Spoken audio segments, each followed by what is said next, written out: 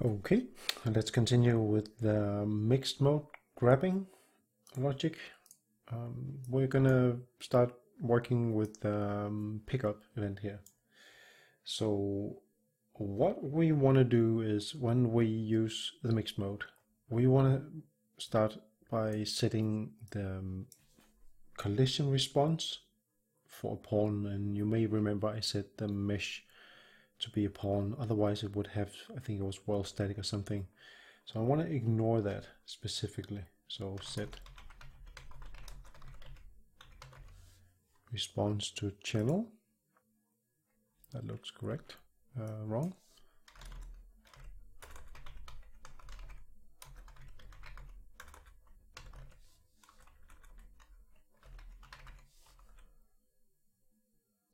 This one.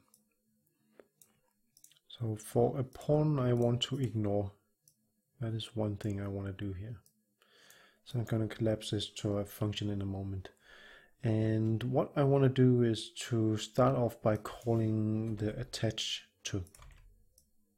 And this is going to make sense hopefully in a moment. And because we're going to have to switch back and forth, and we need to know the location where we grab it, we need a way of knowing if this object is grabbed or not. So I'm going to keep that information in a boolean called is grabbed, and technically this is mixed mode grabbed, but I don't really care about making such a complicated name, so I'm just going to call it as grabbed. And then we want to make sure that we call our open do once gates so that this logic here starts to work. So call this open do once gates here. So this should be what we need in here. So collapse this to a function called grab mixed mode. Okay, so for the mixed mode, when we want to release something again, let's drag this over a little bit. For one, we want to make sure that we set this is grabbed to be false. And since we don't know exactly which state the object is going to be in, then we technically want to drop attach to, and we want to drop physics handle. So actually we want to call both of these to be absolutely sure that whatever state it was in when we released, it gets dropped. Also, we want to make sure that we return our static mesh object type, because this might have changed. We will change it in a moment. I will show you. We want to make sure that we set this back to a physics body. So set collision object type to a physics body. So this is of course assuming that you have this pickup thing is a physics object or physics body. And then we want to again set, well, technically we don't know exactly what response the static mesh component had before to a pawn. If we check in here, we can see that it was blocking. So for now I'm just gonna set it back.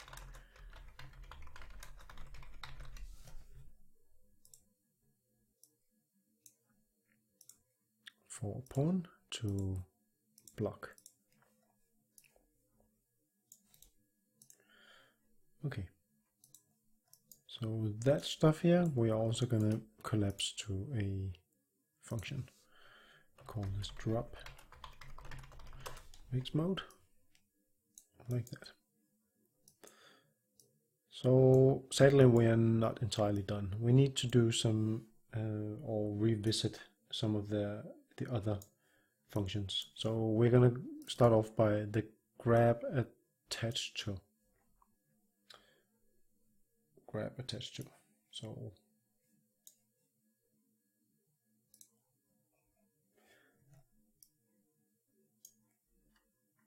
So when we grab attached to, actually we want to make sure that this is treated as a grabbed object. So this is technically not only this grabbed object type, this is technically not only for mixed mode. So that is one thing we're going to add in here.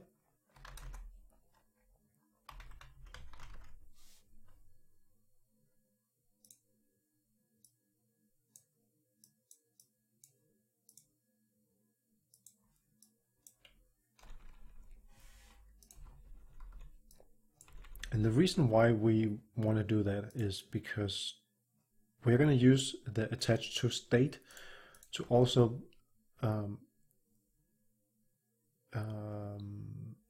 be able to detect overlaps if we are in a mixed mode. If we're not in a mixed mode, if we are in attached to state, then the event, all the event tick logic here is not going to run anyway, so that's not going to change anything. But for this particular case here, we want to make sure that it's a grabbed object. Also, one thing we want to make sure is that whatever, because we will be switching back and forth, we want to be absolutely sure that whatever the gravity enabled state was here, it has to be off. It's just a convenient place to set it. And then we have the stuff with the simulate physics. That is something, oops, we can just leave. Just gonna move this up here so it's a bit neater. Okay. And then comes a interesting thing here. Because I'm gonna make a little bit more space here for this. If we are grabbed, and this is getting called, so I'm going to make a branch here.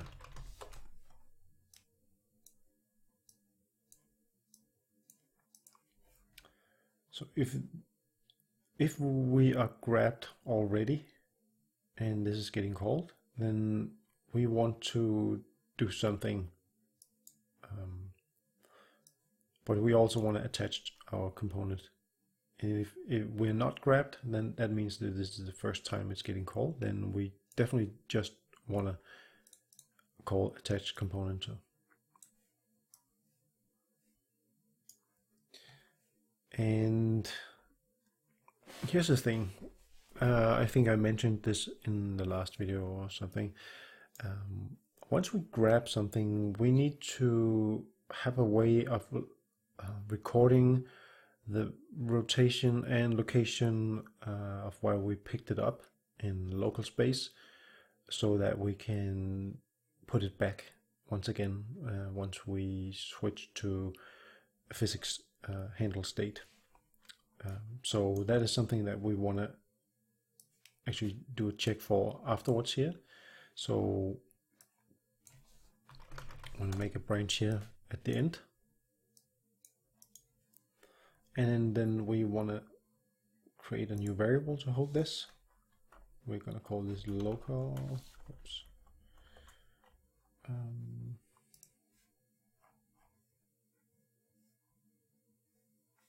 Local is a bad name. It's going to be a transform. So relative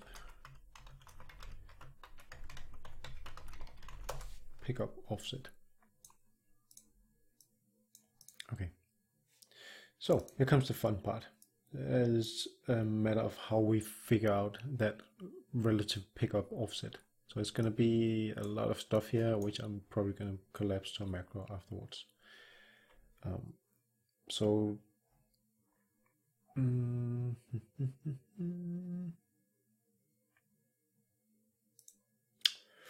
Right, the motion control. We need to get the transform for this.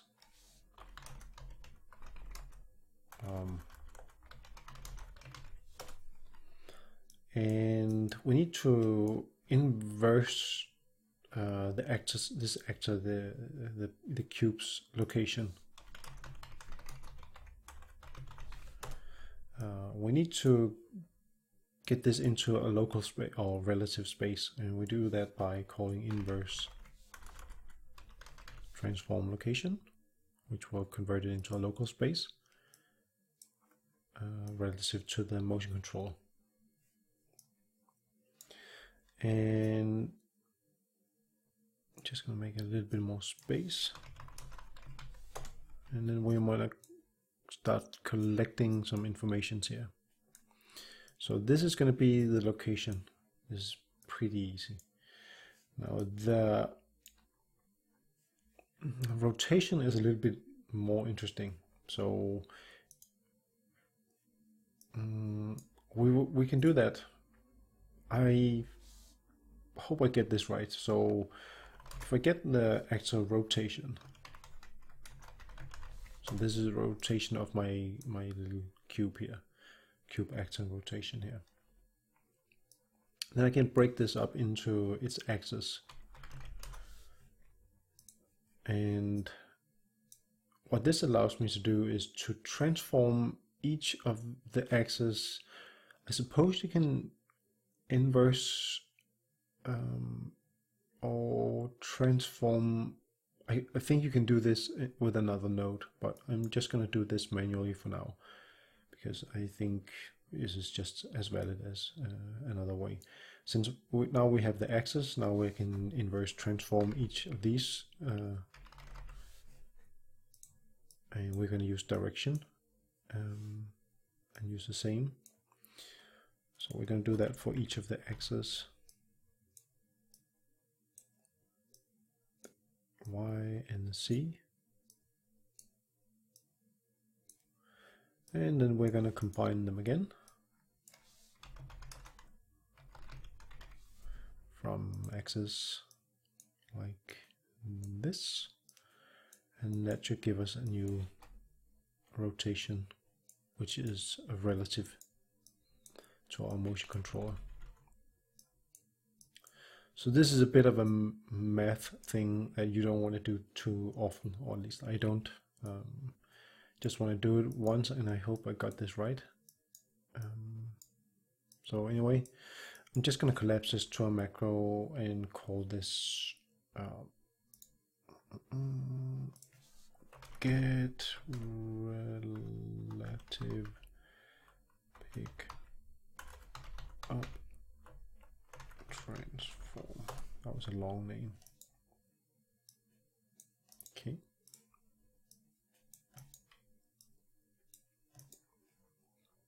Okay, so now we have that, and we actually need to use that also.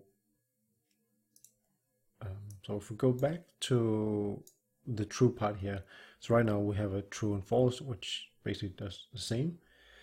But if it's already grabbed, then we want to return it to the location where it was originally. And we do that by taking, we need a bit of a math thing here as well, because we basically need to do the opposite. I hope I'm not overcomplicating this, but as far as I remember, this was kind of necessary. Okay, so we want to set the static mesh component, set world location, and rotation, I believe, like this.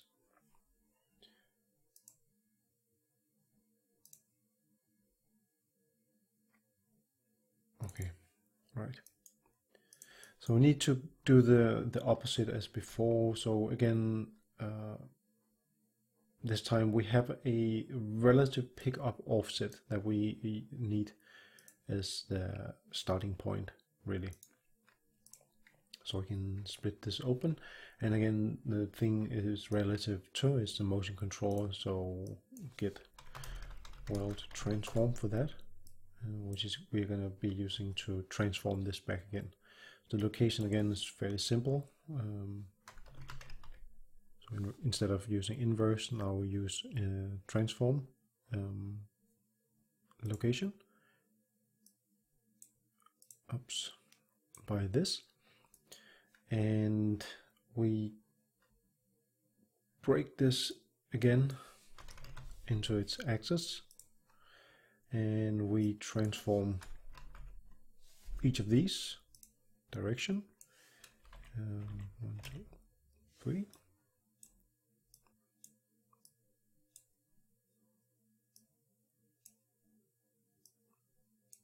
And the transform relative is the motion controller.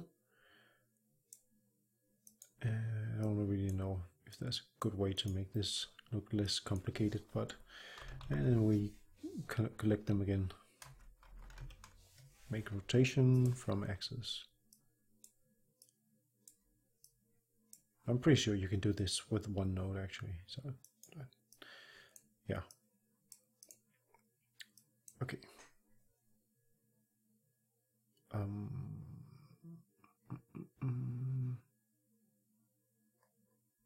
Let me think. This one goes here and this one goes here, and I believe we're only going to be using this in this single instance here. So collapse this to a macro and call this get world pick up.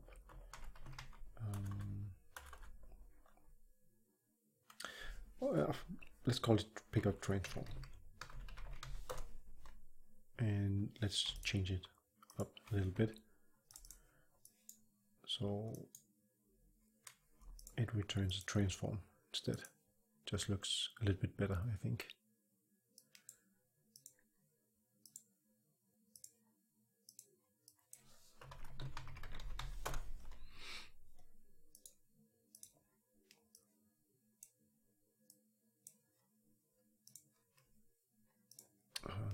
There we go. So now we can split this and plug these two in. That is looking a little bit better, I think. So that should be the change that we needed for the grab attached to. That was quite a bit. So I guess this is also the most complicated one. If we go back out here and start to take a look at the grab physics handle and have a look at what we need to change in here, then it should be quite a bit simpler, I would say. Right.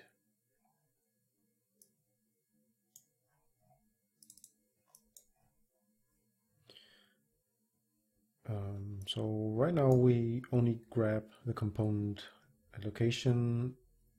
We also want to make sure that whenever we switch, because this can happen several times during 1 second, basically at every tick, we want to set gravity to be false. I am not really sure this is necessary, but I seem to remember this was needed.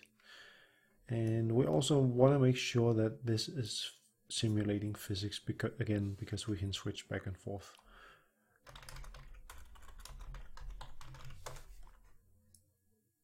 So this needs to be on. And again, we want to make sure that this becomes a physics body. Object type to be a physics body. That should be it for this one.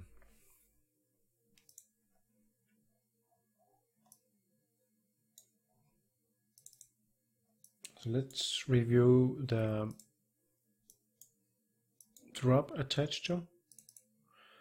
I think all we need here is to make sure that it's simulating physics, and this is okay. Yes.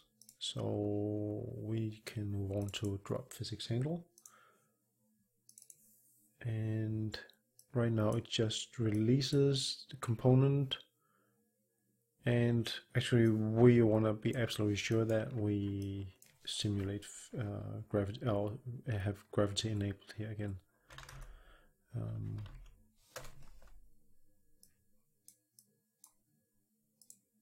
Okay.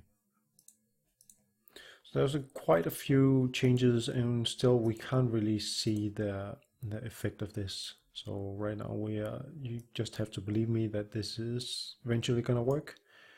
We're gonna continue and make some of the stuff up here to adjust the transition back and forth, so it becomes more fluid in the next video. So if you stayed along this far, good for you, because we are very soon done. So until next, bye bye.